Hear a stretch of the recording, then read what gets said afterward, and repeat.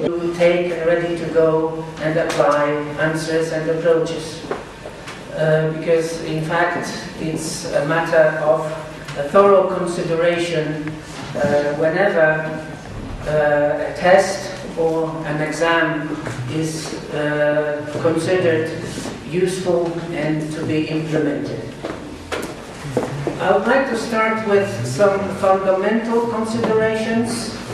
I think these are extremely important because before a test is either used as already developed or before a test is starting to be developed, there needs to be some discussions and there needs to be some answers to fundamental questions. Then I'll briefly address the issues of the stage of developing a test, the stage of assembling the live tests, very briefly issues around the delivery of tests, indicating also what needs to be taken into consideration when marking, grading of tests and reporting of results, but also referring or raising your awareness of the need of a constant monitoring and review whenever any test is in place. We start with the fundamental considerations. It starts with this question of defining language proficiency.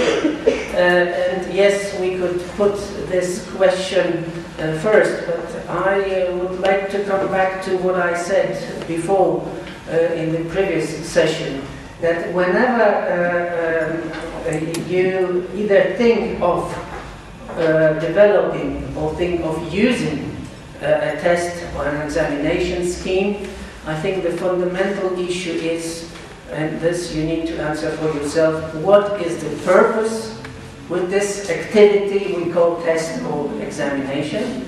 What do we want to achieve by having a test or an examination in place?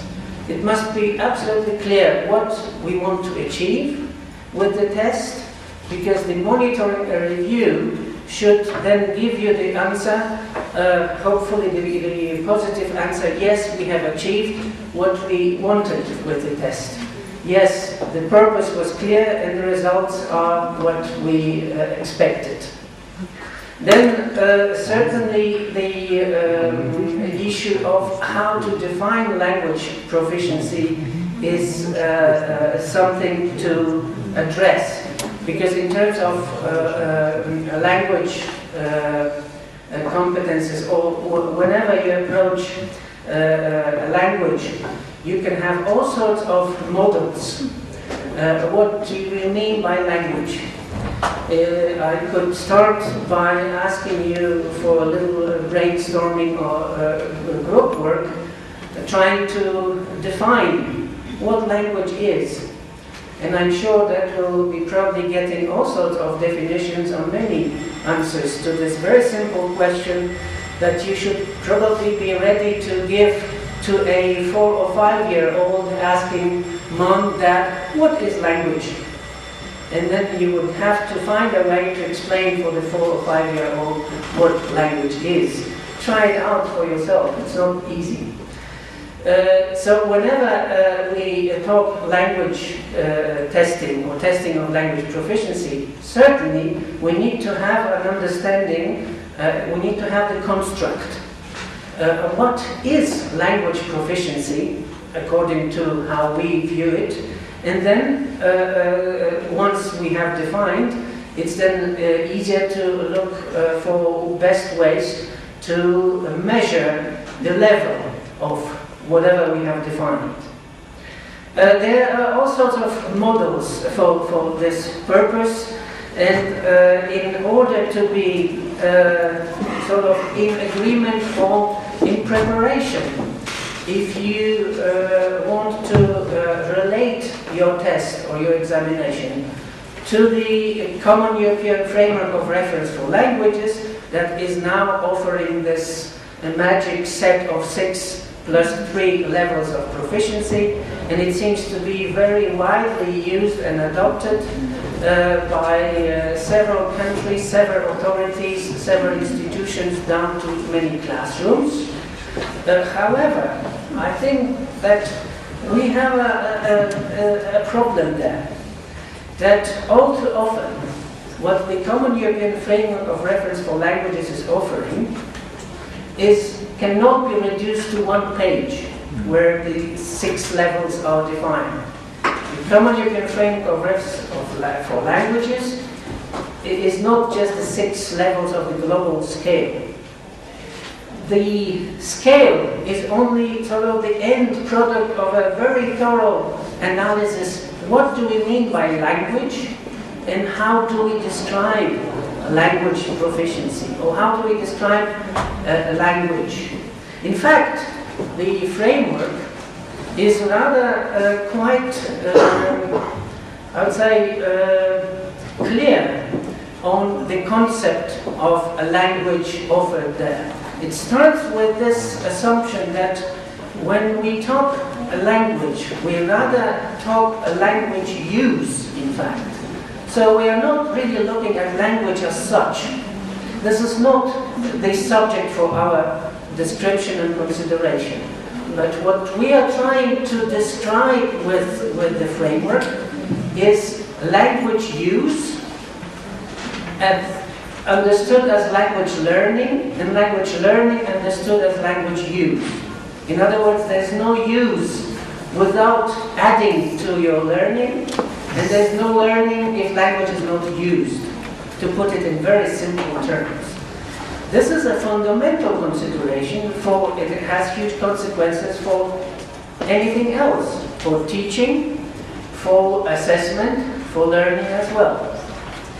The way the framework is defining language use and language learning at the same time, and language user as language learner at the same time, is that it refers to an individual, to a person that is developing and using, referring to a range of competences, and now the framework is offering 2 kinds of them. It's offering general competences and communicative language competences, indicating that yes, for practical terms, we may separate those 2, and in fact the focus on communicative language competences is what the framework is offering. But it's indicating that there are general competences important for language use and language learning. However, we don't develop this part of competences any further. And these general competences can be briefly described as knowledge, skills, and attitudes. Knowledge is the savoir. It's what people as language users, language learners, know about everything, about the world, about the country the language refers to, about the language itself. That is a prerequisite as a basis, and the basis for language use very much. There are skills as the second kind of savoir-faire, to know how. This is also important, especially nowadays, that there are so many resources, and it's important to know how to use them, because this would be very useful for learning languages, for using languages. And there's this third kind of the general competences, which is the not indeed the competences, the savoir-être. It's the attitude. Maybe it's not the best translation. It's the way people are. It's their character. It's their mental construction. It's their temperament. It's their personal preferences built upon, I don't know, maybe even some genes that they inherited from their ancestors. It's the way they are that is determining the way they use language and they learn language. And you can't help and you can't disregard this. You cannot simplify people that they are all reacting the same way, they are all human beings of the same kind. You know that you're for yourself, we have our personal preferences. There are people that love to speak, and there are people that hate to speak. And this has huge consequences for learning languages, using languages, specifically new languages, but also for testing. Because then you have an examination situation, and some people have no problems talking. You just give them the topic and they just swamp you with talk. And there are people that very, very thoroughly speak only when it's needed, using only words and as much as it's required, not as much as it gets. This has nothing to do with their knowledge, or yes, it's impacting on this maybe. It's not about their skills in terms of using or having proper know-how, it's about the way they are. You know that very well when you examine students, that some students behave this way, some others behave that way. And this is not having to do with their competences, but it's this part of the general set of competences that the framework is not developing further, but we must not forget that they are playing a role. If we want to apply this way of looking at language use and language user, the fourth type of general competences already having to do with language proficiency to a great extent is the savoir d'apprendre, the competence to learn. And we keep reminding ourselves that when teaching languages, we not just teach languages, but we teach how to learn. We support the learning and we teach how to learn languages, not just take out of our heads and put in other heads. That's not the way it works. So these are general competences for which there are no descriptors, no scales in the framework. But it doesn't mean that we simply forget them. This is already important for our model of language proficiency, that we don't just go to the side of communicative language competences, but also remember how to deal with issues that may impact on reliability, on validity, on practicability, on ethics and fairness, on all the other aspects of our work. The framework is offering the following description of language use. Learners having those general competences and communicative language competences draw on these competences, using them in various contexts, under various conditions and constraints, to engage in language activities involving language processes, to produce and or receive texts in relation to themes in specific domains, activating those strategies which seem to be most appropriate to carrying out the tasks to be accomplished. There you have categories for description of language proficiency or language use that the framework is offering. And certainly, if you build your consideration about developing a test around those, or if you see that these are reflected in the test that you take from other providers, then in the end it will be easier to relate your test, or to be sure that this test is related to the scales of the framework, because then you have a common ground. If you don't have this common ground, then you're in trouble, because then you need to look for a common ground, because in the end it's not just about the final skills measured, but it's about categories used for measurement, categories used to construct this matter that you're testing. There are many other ways to define for yourself proficiency. But be sure that you know what model of language and language proficiency is underlying the test you're using, because it will simplify the work throughout all the other stages of developing developing further, monitoring, seeing to the validity and such. This is fundamental, first fundamental consideration. The second one is probably the key issue, is the validity. And yes, there are many ways to look at validity and what it is. And there are several definitions. And if you look into literature, you find, I don't know, 17 different types of validity. But in the end, you may simplify this. If you focus on the meaning of the word valid. When we say this is valid, we mean that this is the way we say it. Correct. This is right. This is so. That's as we say. It's a valid statement. It's a valid conclusion. It's a valid interpretation. It's meaning that you can provide evidence, you have evidence that it's right what you say. So validity in testing can be simply viewed as such. Our statements that we make with our test, in relation to all our stakeholders, can the candidates, the test, the makers, or the item writers, the candidates themselves, our teachers that cooperate, our stakeholders that we then inform, issuing certificates. A certificate is a statement. You're stating and you sign, and the validity issue is that your statement is valid.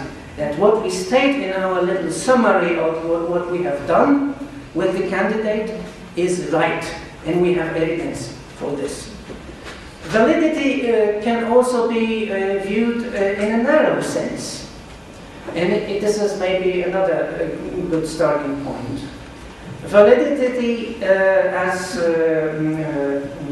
related with reliability can be viewed that are we measuring what we think we measure?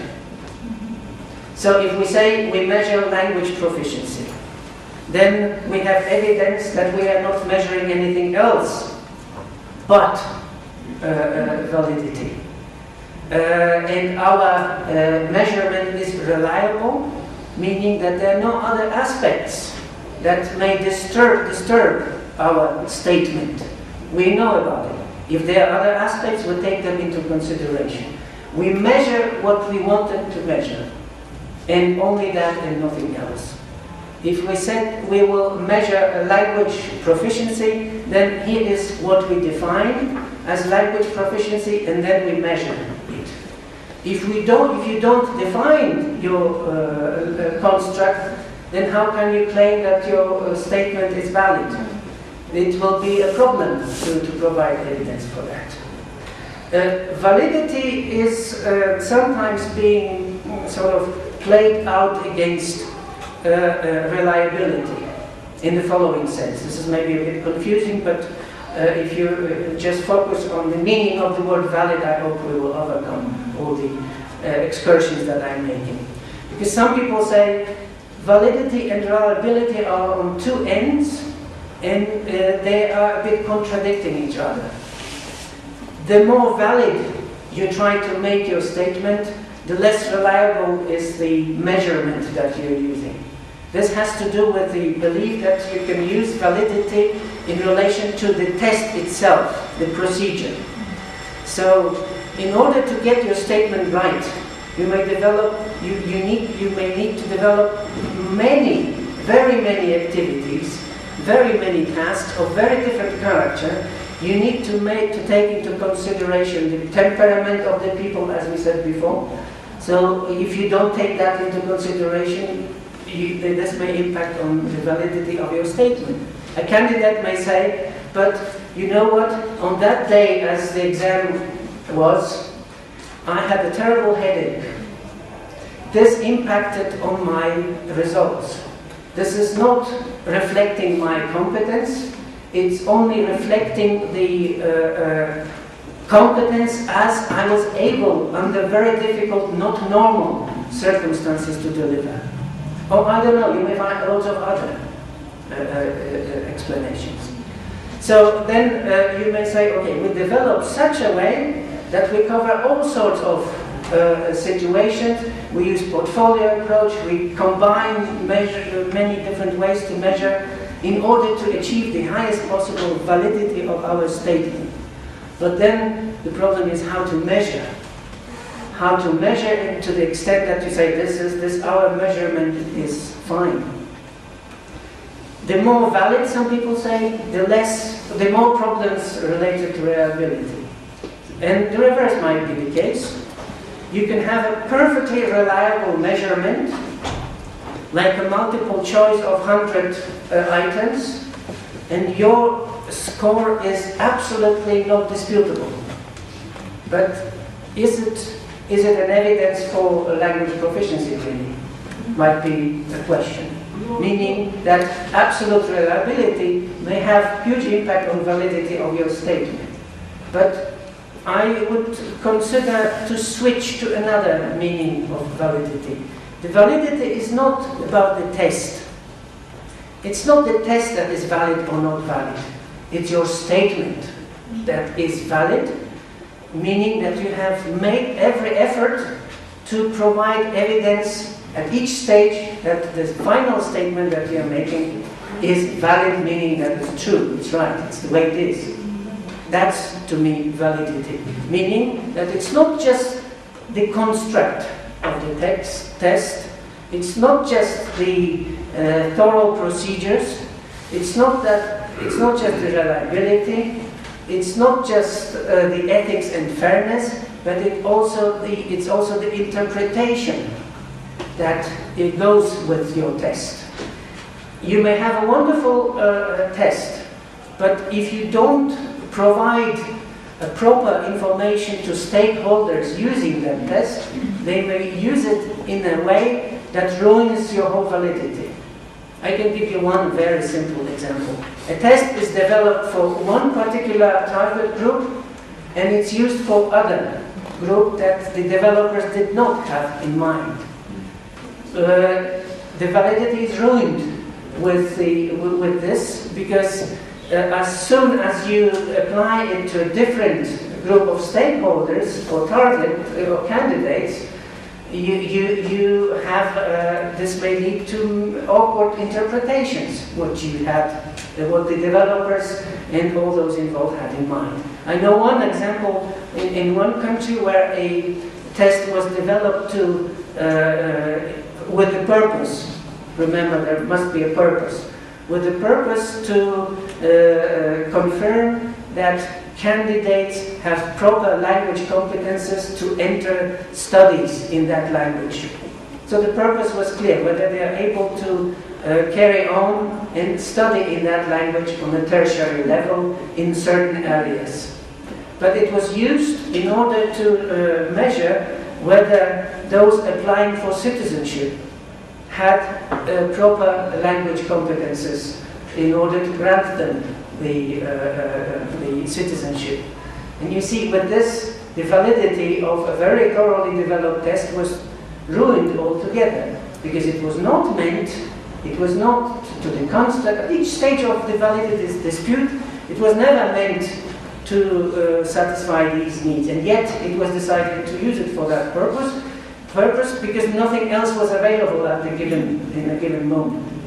So validity is not just reduced to the test and procedures and everything. It's also the impact, the interpretation that you are in charge of, and of course you cannot prohibit others to use your test in whatever way if it's a public one. What can you do? People like your test, they may use it even to test, I don't know, whatever. But it's not your statement anymore.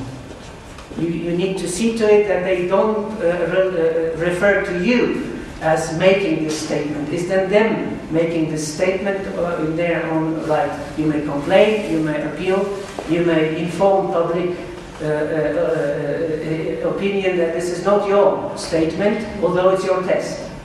In this way, you sort of protect your validity.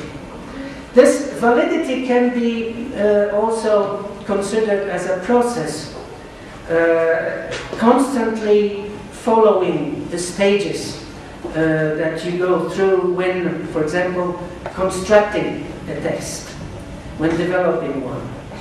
It starts already at the level of test construction, when you define your construct to be tested, meaning, in simple words, on the observation stage. What are we going to observe in order to make our statement?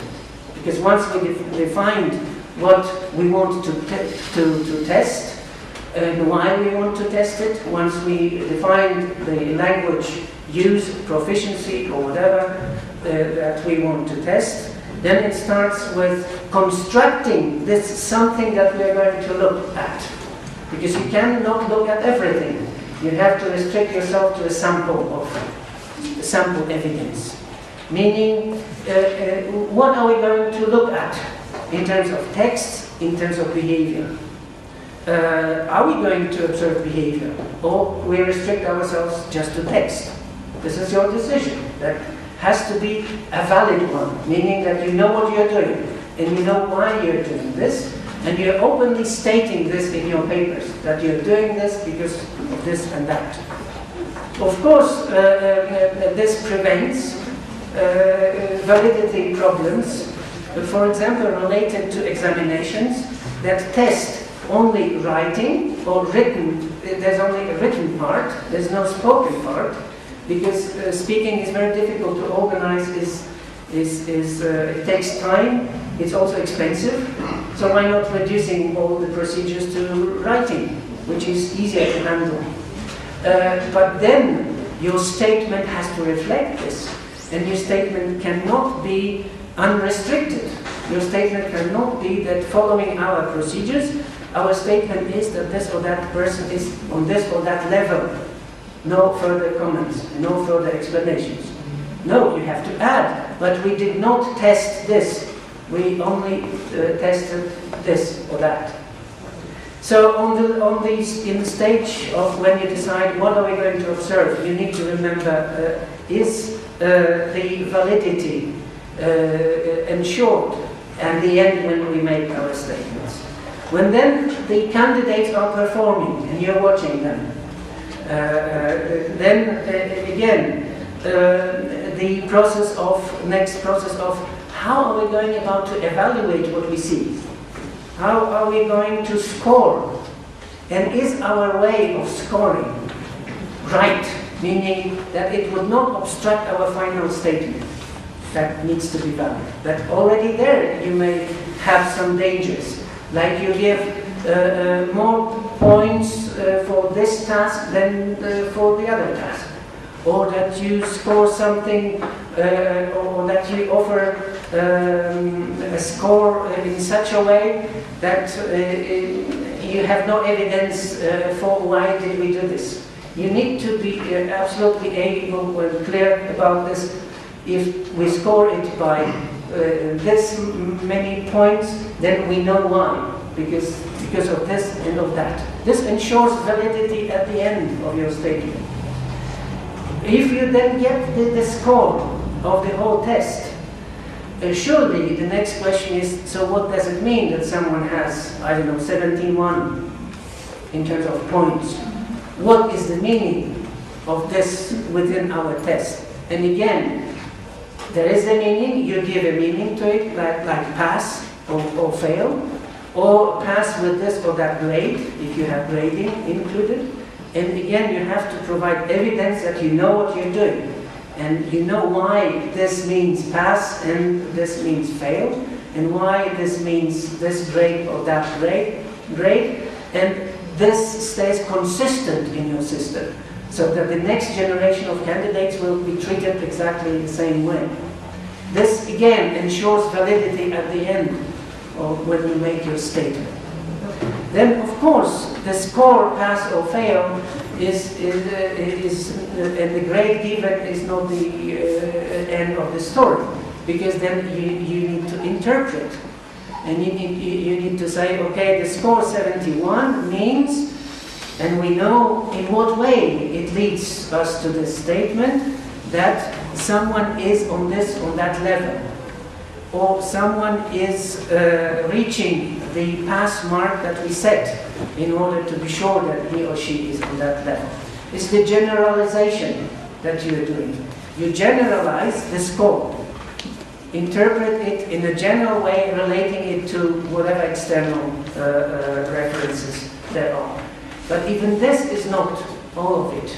Because then you make this statement, you issue this certificate, and you inform those that will be looking at the certificate, what does that mean? That someone has passed the test, got 71 points, means he or she is on this or that level with reference to the framework, and now the most important starts, which means that this person, we think, we are sure, we made everything possible to be sure, or to the extent possible that we can be sure, that this person in real world will be able to do this or that. Because in the end, that's what's the purpose usually with the test. To extrapolate, based upon the sample evidence, to make a judgment for a real life. Of course, with all restrictions that apply, because you cannot predict. And this is the story of examining. This is the whole idea. It's a judgment that we make about possible human behavior. And this final statement is to be valid, but it can only be valid if all the other stages, at all the other stages, you have this validity on mind all the time. And certainly you need to be reliable in your measurement. There is no validity whatsoever if your measurement is not reliable, meaning that the 71 points that you got were not a result from a thorough measurement, and following such a construction of the test that would most probably, because we can never be 100% sure, but most probably if the same group of learners, if the same learners would do this, a similar test again, not necessarily an identical one, but a similar one, again, they would get the same result. Meaning that the error of our measurement is marginal. There will always be an error. There's no way to provide 100% security for measurement, because it's about human behavior.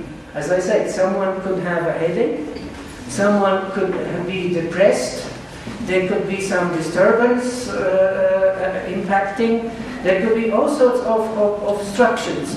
The markers would have a bad day.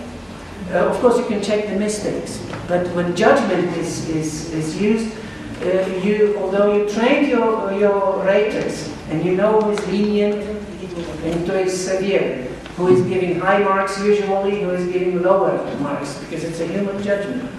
You took all of this into consideration, but yet there's always a margin of error in the statistics when you measure human behavior. Bear it in mind, but be sure that you make every effort possible to have this measurement right. Because you cannot even start discussing the validity if reliability is not ensured.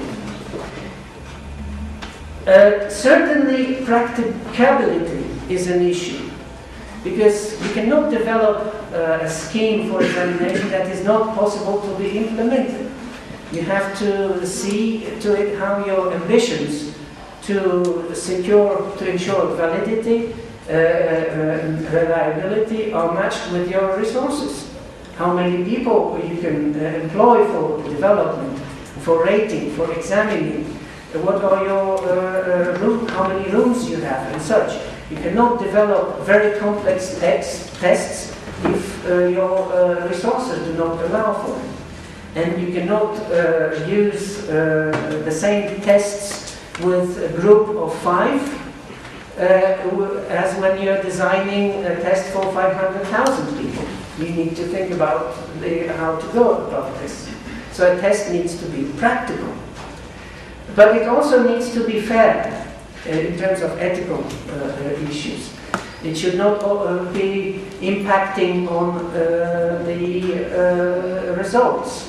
Fairness can be discussed. Some people even say there are no tests that are fair or ethical. I even know professors that claim that all testing is non-ethical. And they fight against testing, this kind of testing. They accept portfolio approach, they accept all sorts of other approaches, but not hardware testing. They say it's unethical. Well, you may discuss this. What means ethical and why it's not ethical. They say that you're treating human beings like they were, identical items in a collection of items. You need to be fair, meaning that everyone is treated in the same way. But, of course, sometimes you have to make some concessions for some groups of candidates. And then you have to develop some schemes and even provide specific procedures for some of people. But certainly the issues such as, gender should not obstruct the results. I always warn my teachers or testers when they design tasks that they should be careful when they select topics and tasks. For example, if there are items that refer to topics that we know some gender are not interested in, you cannot dwell on that. Or you cannot offer topics from some domains to people that are never operating in those domains, because you will not elicit proficiency. You will only discover gaps in cultural background or, whatever background. I can give you only one example quickly, although I have a feeling I need to proceed, but I cannot resist. I was once in an examination commission, and I always warned my item writers not to go too high with the cultural issues. It's not all people are really interested in cultural issues. We know that. And it's not the only way to demonstrate your language proficiency. It was not about demonstrating social cultural proficiency, but speaking proficiency.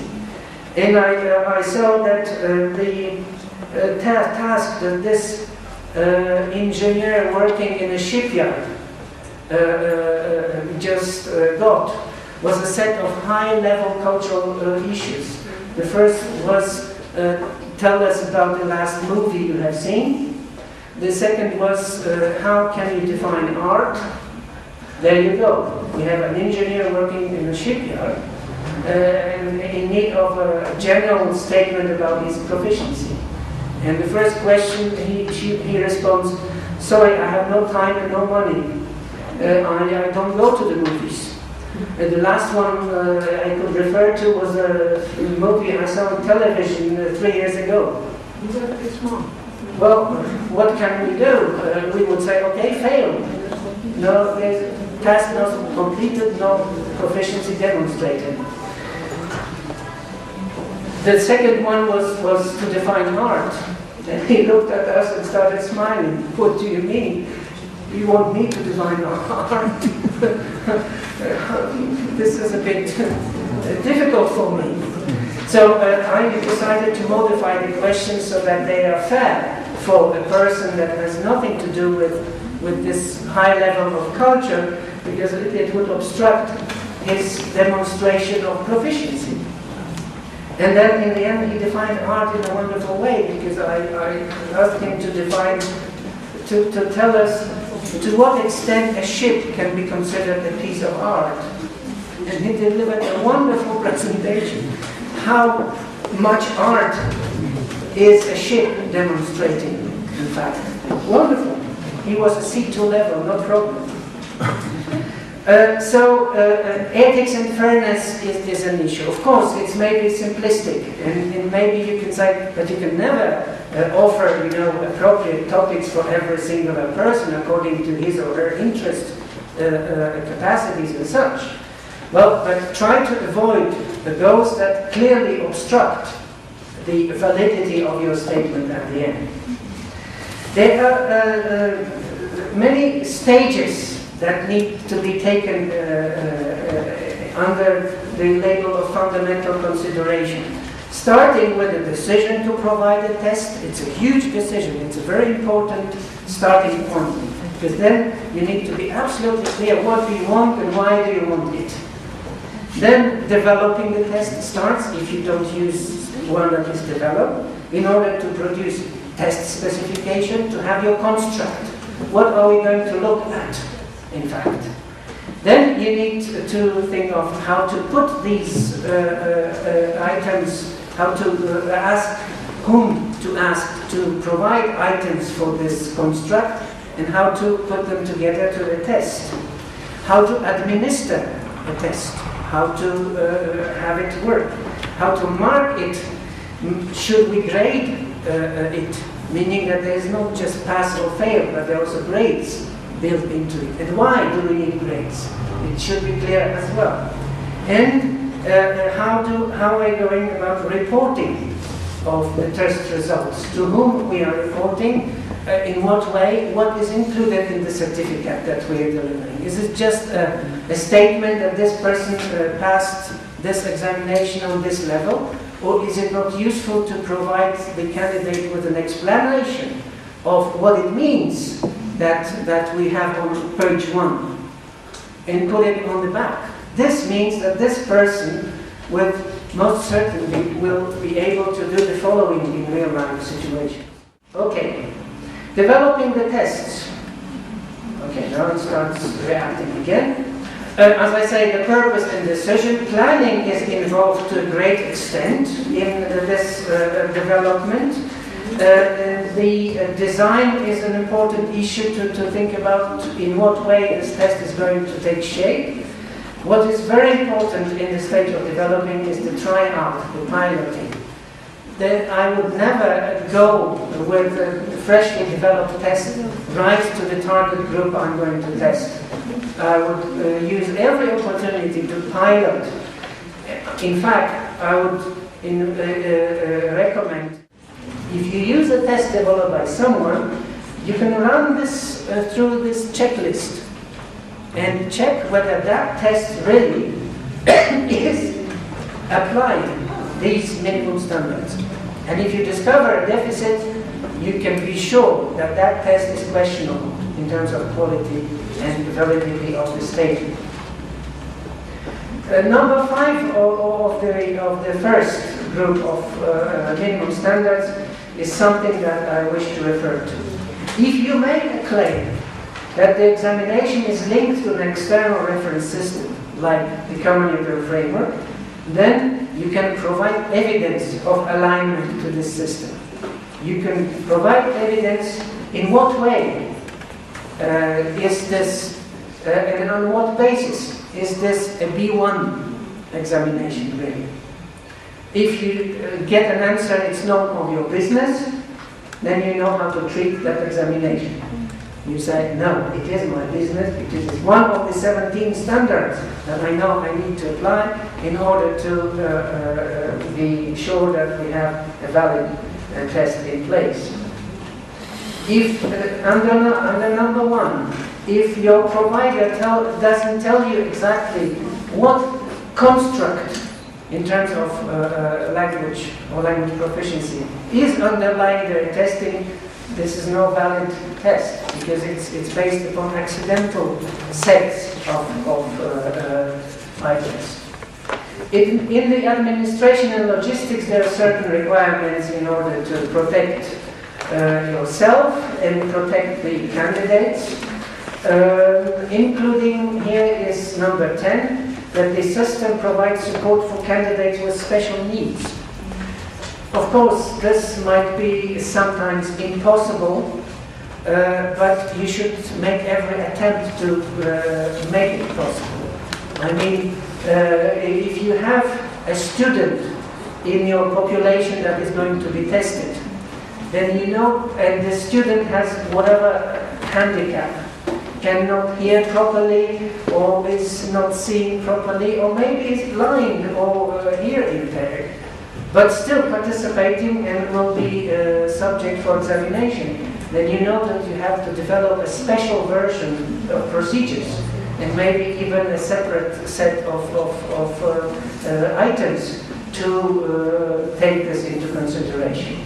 You cannot run the test as if nothing has happened and then wonder why his listening comprehension didn't work. And it looks like it's failing there. Marking and grading is certainly an issue where certain standards need to be held. Again, the more transparency, the better. This is a very sensitive point. Some testing examination providers are not very eager to tell you all their secrets. How are they marking? How are they grading? Well, they don't have to tell you all secrets, but they have to tell you some basics so that you know how come this score comes at the end. And is reliability ensured? Can they provide reliability estimates so that we can be sure that they are looking at the reliability of their measurement and not just measuring and hoping that the measurement is okay? This is an important part. Test analysis is something, specifically when the test is a high-stake test or examination and a large-scale population is affected. That data is collected and analyzed, specifically item-level data. For this, most probably you will need to refer to expertise of psychometricians or statisticians that would advise you as which procedures can be used in order to provide data for example, to compute the difficulty, discrimination, reliability, standard errors of measurement, and such. There is a whole set of those, and you can go very high if you wish.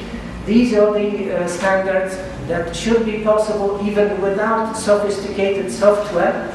There is software on the market that does it for you if you know what data to feed it with. But on this point, I would certainly seek cooperation with psychometricians or statisticians that would know to what extent their expertise is to be applied with language assessment, language tests. Because language test is nothing else but analyzing human behavior in statistical terms and making judgments based upon that. Communication with stakeholders is the final part, very important, because I think that all too often we are simply giving very scarce information, pass or fail, B1, and that's it. I would rather insist on including explanation of this and interpretation of this so that the users can really extrapolate what this or that candidate is capable of doing. One remark I would like to make here. I really don't specifically admire and love tests that end up with a statement, this is a B1 language user. Meaning in all skills, in all domains, in all areas, this is a level that this person has reached. Well, this can happen, but to make it to a rule seems to me a bit difficult to believe in. What I would prefer is to see the profile of the skills that this person has demonstrated. And I would then make my own generalization. And then I would be happy to see that this person's writing is on this level, this person's listening is on that level, speaking on this level, what's left? On another level. Then I would understand, oh, this is a very thorough statement and very thorough examination. When my only information is B1, I already start having my issues. I would strongly recommend to use a profile for reporting rather than only the final conclusion. You may provide both. You may say, okay, in average this person is B1, but the following profile has been demonstrated with the examination. This is a valid statement. There are other guidelines for good practice to ensure quality. The EALTA is another European Association for Language Testing and Assessment. Is an association that, where you can become members, because it's for free and it's for individual membership. And within 5 minutes, if you have access to a computer, you become a member, and you can have access to the EALTA guidelines for good practice. ALTA is institutional association. So only if you are representing an institution that is a member of ALTA, you have access to the ALTA standards. But EALTA is for all of us. It's for individual membership. They have their own sets of standards. Only one word of warning, there are many more than 17. Of course, there's this issue of relating language examinations to the CFR, and you had a specific workshop on that, I don't know, 2 years ago or last year? Last year? Last year, at June. Yeah, in June. Which is a very specific procedure. Starts with being sure that we know what we are talking about when we say CFR, all of those involved. Then it looks at the construct of your examination and sees in what way your construct corresponds to the categories of description used in the framework. Next on schedule is looking at standardization, both of judgments, like raters, knowing what they are doing when they say, yes, it's a B1 writing, or it's a B1 speaking. Can we produce our own benchmarks, meaning samples of performance that have been benchmarked to the levels according to a certain procedure? Can we provide standard setting in an accurate way, meaning that we know that this is where the B1 starts in our examination. And if a candidate gets less score, this is A2+, that's for sure. We know where the cap score, where the border is. We have identified this, if you examine that way. And certainly there is some statistical, psychometrical work involved in order to provide evidence that your exam results relate to the levels the way you intended, and this can be confirmed with data from the psychometrical analysis. For this purpose, the Council of Europe is offering a manual. This is the number 2 on my list. The first one is this for test development and examining. The second one is for relating language examinations to the CFR. It's equipped with additional material, with a supplement that is of a highly technical character, to train you, maybe to additionally inform your psychometricians or statisticians, and additional material in terms of references. I brought some with me, like a DVD with samples of spoken performances of young speakers, 13 to 18 years, speaking or demonstrating the speaking ability of the levels of the framework in German, in English, in Spanish, in Italian, and in French. And this could be used for training as reference. Okay, if you want to know what means speaking at B1 in German, this is look at these performances and read the comments, how they came to this conclusion, what were the raters saying about their performance. Of these, there are several ones. You can even find some references on the website. I would say that this is maybe a starting point.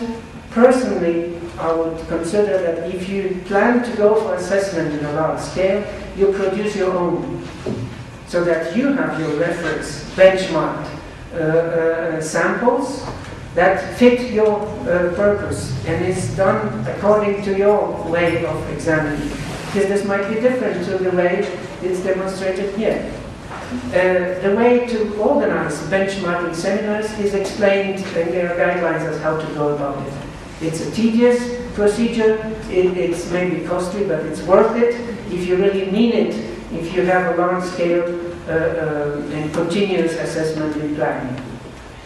There are also sample written tasks and performances, even on the web, showing, okay, this is writing on the level of B2 in English as a sample. Not that this is all of it, but this is a sample that may be useful for you to know. So what does it mean to be able to write on level B2 in English or French?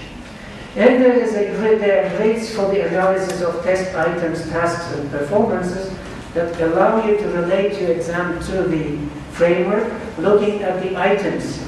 Can this item be related to the categories that the framework is offering to this or that level? In what way can we say, after an analysis, oh, this item is a typical item that is allowing to elicit performance at this level?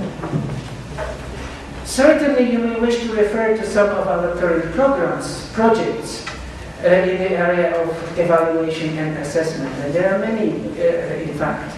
Starting maybe with one that is mostly related to teacher education. This is the ECML that I mentioned already before.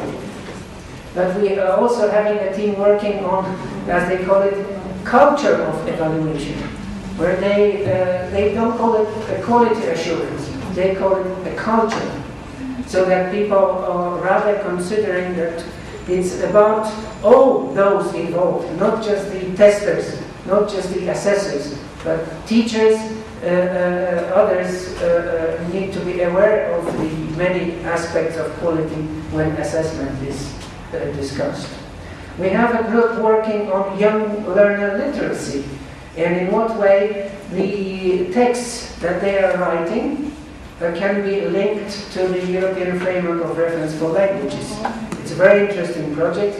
The publication will include a collection of texts written by young learners, and these texts will be linked to the levels, and the explanation will be delivered why we think this is this level in terms of the framework. Quality Training has produced a guide to ensure quality in education across the board, not just in assessment, but in all aspects of education. How to keep quality first when we participate in educational processes. The two last ones are specifically related to linking to the Common European Framework. This is the team that visited you here and run this workshop on linking exams to the framework. They have now concluded their work, and they are publishing what they call highlights from the manual of linking, for linking examinations to the framework. Because they were of the opinion, shared by others, that the manual is highly complex and difficult to read and discouraging for those that are interested. So they have put together something they called at the beginning, but you must not remember this, you need to forget it right away. They wanted to produce a manual for the dummies. But because there's a series of books, I don't know whether you have seen, it's a joke almost, or a metaphor. Astronomy for the dummies, for example, to explain in simple terms something that apparently is highly complex, like nuclear physics for the dummies, so that you understand what this is all about. So I said, no, you must not use this name, so they call it highlights from the manual of linking examinations to the framework. More information you may find on these web pages, specifically the first ones, where the manual for linking examinations is offered, and the manual for languages development and examining is soon to appear for downloading. And certainly the last address, an important one, to refer to the projects that we're currently having in the center. My goodness, thank you very much for your kind attention. Specifications and feasibility, the criteria, feasibility and objectivity. and concerning with it, the classification of tests, for example, discrete item tests, integrative and cumulative. For example, a discrete item test of Robert Lado, integrative, cumulative tests, John Oller, Spolsky, and Denman. Objectivity. Why do we need it? And how we build the body of evidence for integrative tests? Well, I think, well, this is a complex issue, and our discussion would be too long. But certainly, I would take retreat to the validity issue rather, because you can use these or those, but in the end, what you're stating needs to have valid value. So you can integrate, or you can leave it untouched. What is your final statement is the point, and the information that you provide to the users. If that's fine, then it's okay, and you may experiment with whatever. Because when you ask me for preferences, what is the best way to test language proficiency, I have no good answer. I would insist on my initial questions. What's your purpose? What do you want to achieve? Why are you testing? Then let's discuss what the best possible ways in your given context are. And then let's go into details of test construct and developing the real-life test. That's, to me, the crucial issue. I don't think there are better or worse ways. It's just a matter of what the purpose is and whether we use them adequately to the purpose. That's the crucial issue. How do you call it? Objectively, I'm missing this in the list. Oh, I didn't go into these details at all, because I focused myself on this validity issue as well.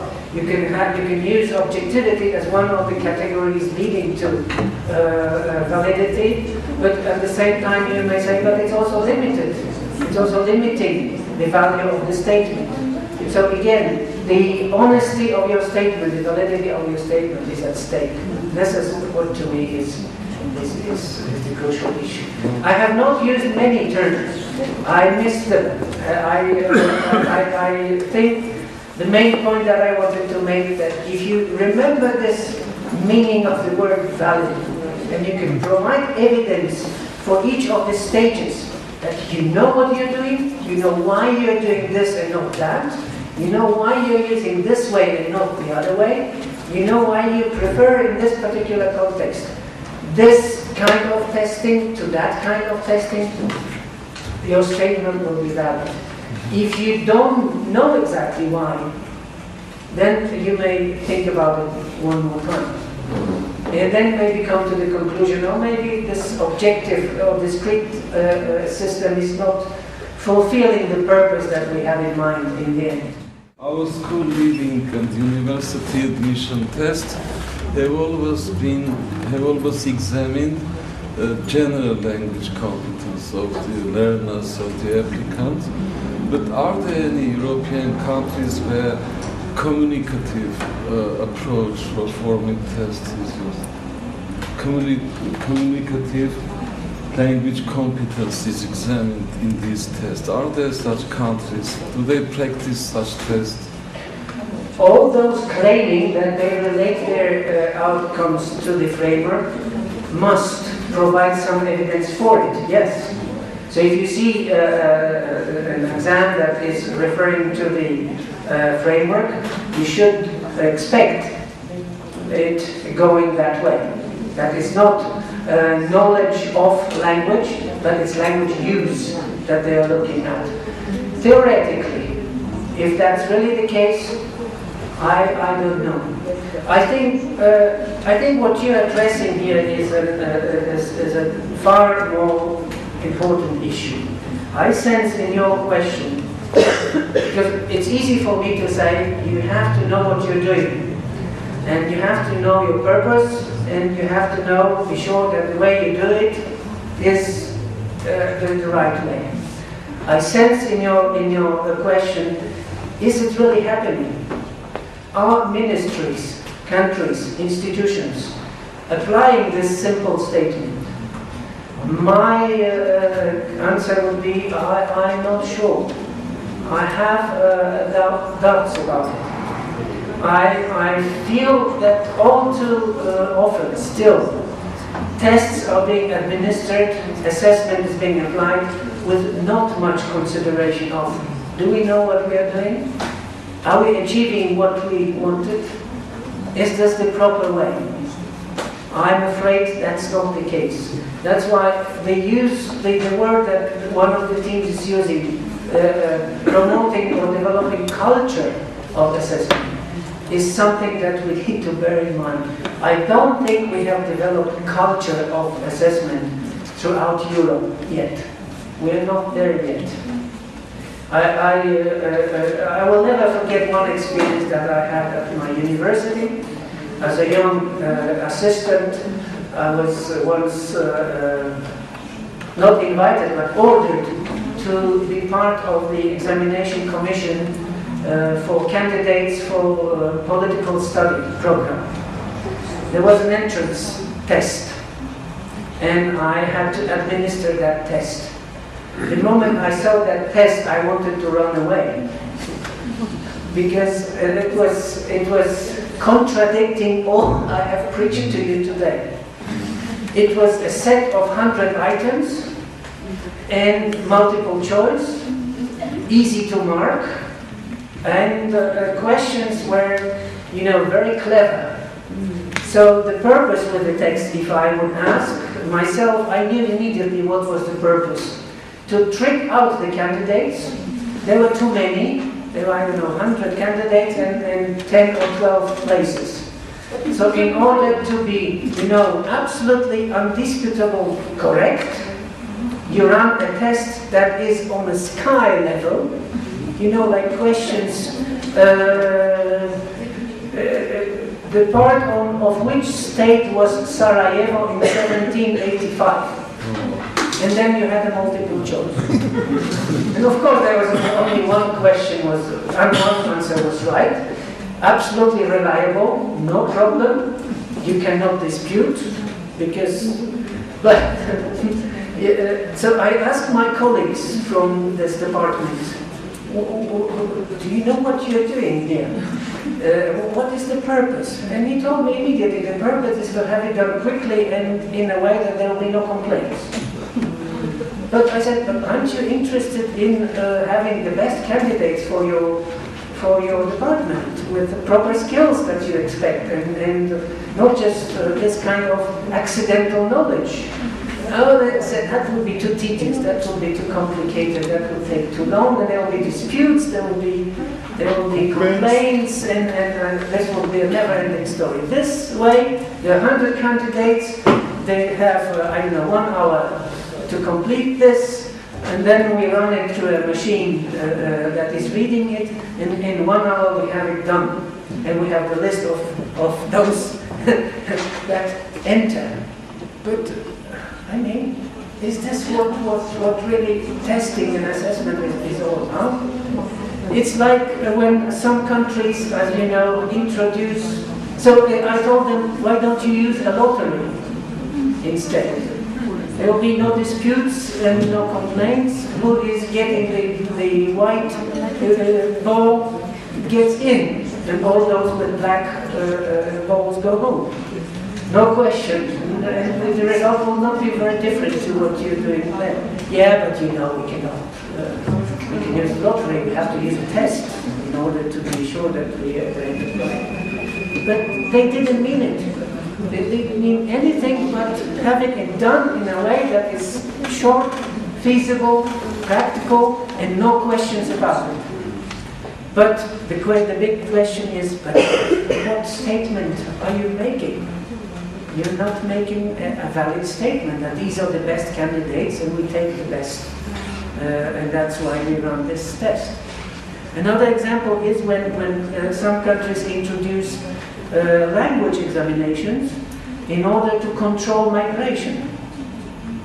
their real purpose is to control migration. But what they officially do is to encourage people to learn their language. Okay, but if you look at the test and the way it's administered, you know immediately the purpose. And the statement is you cannot dispute, because if you fail, you fail. You will be allowed to immigrate, and you cannot, but you have a chance to learn the language next time. But it's used to control migration. And that has a lot of to do with ethics, fairness, and such. But in the first instance, its validity may be questioned. So we are not there yet with the culture of evaluation and assessment. All too often, ministries look at the scales of the framework and they say, oh, this is wonderful, we have 6 levels. So until this grade at school, A1, then next 2 or 3 years, A2, and then let's see how do we divide it so that it's evenly divided across the scale. But that's not a problem. That's not the proper way to use this system, because it was not meant to be used that way. So whatever is done then is not valid, according to my understanding. The same goes for all too often decisions taken to take this or that level as the reference for this or that stage, with no real analysis of what we mean by this, and why do we expect pupils to achieve this.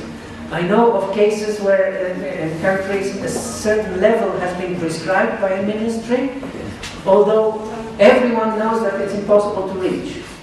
So they pretend examining, they pretend achieving what they achieve, because it's a set level. Is this a proper culture of evaluation? It's not.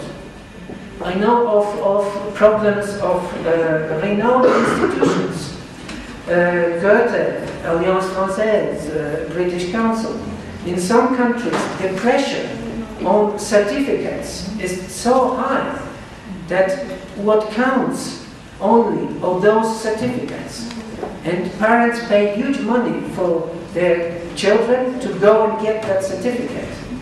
And what the providers have a problem with is that they have to go much lower with their requirements in order not to discourage and sort of scare away potential stakeholders. But they are afraid that there are lots of certificates in the country, but there are no abilities. So the validity is at stake, but they're under pressure. They have to play somewhere in between. Because if they would really go for their standards, they would probably have to fail 90% of the population they are getting. And this developed gradually. So now they are reaching a point at which that they start shaking and trembling, because this whole is now a deviation from what you would expect.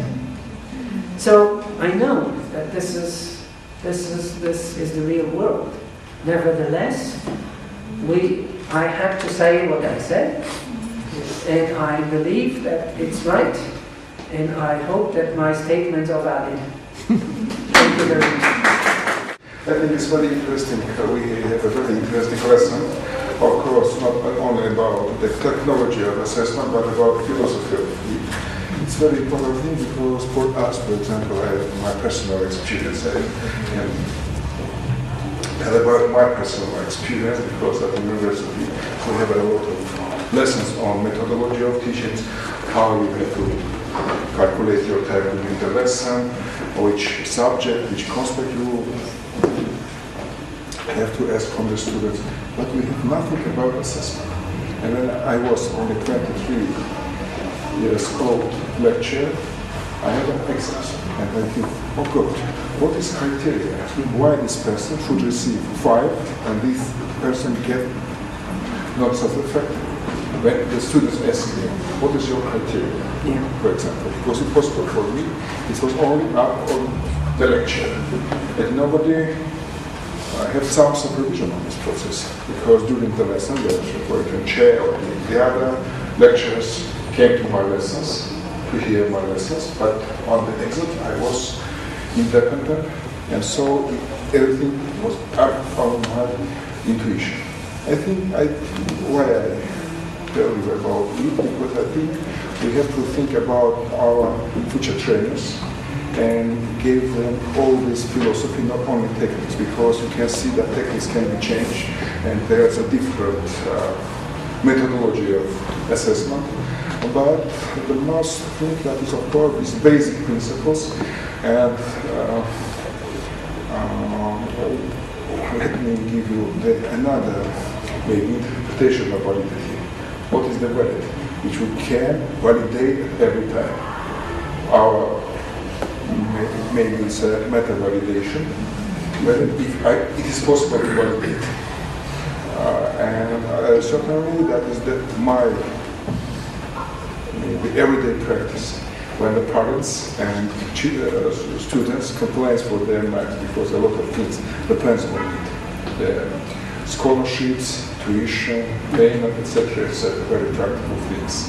And so each mark should be estimated and validated at the same time. So thank you very much for this very interesting lesson. I think that's it's only we are not the beginning, but we are in this process, and it's very important to have all the tools which are elaborated by the Council of Europe and the other organizations.